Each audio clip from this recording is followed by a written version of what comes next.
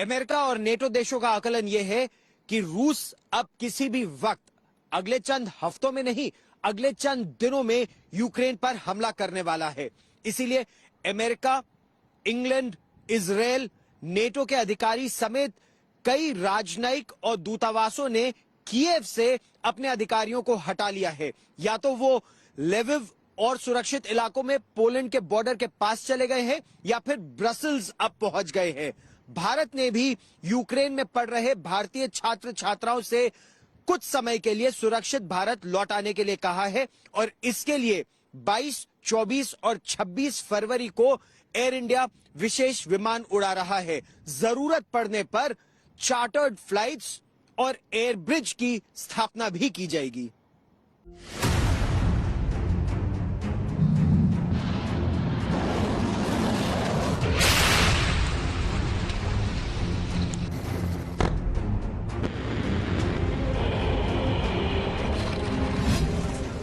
रूस के साथ बढ़ते तनाव के बीच यूक्रेन के कीव से लोगों का पलायन जारी है।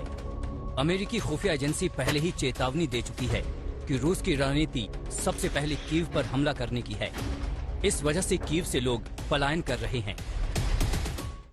अभी ये सिचुएशन बहुत मुश्किल है रूस की वजह से, क्योंकि ये यूक्रेन का क्राइसिस नहीं है, ये रूस का क्राइसिस, और ये पहली बार नहीं है।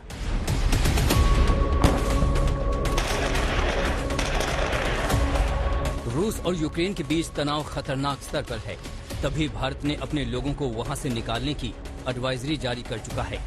यूक्रेन में बड़ी संख्या में भारतीय छात्र पढ़ते हैं। मौजूदा संकट में उनकी सुरक्षा बड़ी चिंता बनी हुई है। अब उन्हें यूक्रेन से निकालने के लिए भारत ने एयर इंडिया के जरिए 22, 24 और 26 फरवरी को विशेष उड़ानों की व्यवस्था की है। यूक्रेन में भारत का दूतावास भी फिलहाल एक्टिव मोड में है। भारत सरकार ने अब एक एडवाइजरी जारी की है इंडियन एम्बेसी ने कि बच्चों को, भारतीय छात्र छात्राओं को अब भारत जाना चाहिए। जी, मेरा नाम मालविका है। मैं यहाँ पे यूनिवर्सिटी में फर्स्ट ईयर मेडिकल स्टूडेंट हूँ और फिलहाल तो हमें किसी को भी डर नहीं लग रहा है, लेकिन घर वाले इंडिया में परेशान हो रहे हैं बिकॉज मीडिया जो भी दिखा रहा है वो काफी उन पर असर कर रहा है और ऑब्वियसली वो लोग काफी परेशान हैं। तो क्या आप घर जाना चाहती हैं या यही रहना चाहती हैं? जी, अगर सिचुएशन अगर ज्यादा सीरियस हुआ तो मैं भी घर जाना चाहूंगी। जी, मेरा नाम शारन है। मुझे लगता है कि अभी तक कोई ऐसा डरने वाली बात है नहीं अभी यहाँ पे, बट अगर सिचुएशन बुरा हो जाता है तो फिर हमें जाना तो पड़ेगा ही, क्योंकि हमारे पेरेंट्स का दबाव हम पे हो जाता है कि नहीं, न्यूज पे ये दिखा रहे हैं तो हमें जाना पड़ेगा, तो इसलिए हम चले जाएंगे आफ्टर सम टाइम। कुछ भारतीय छात्र अपने वतन लौटे भी हैं।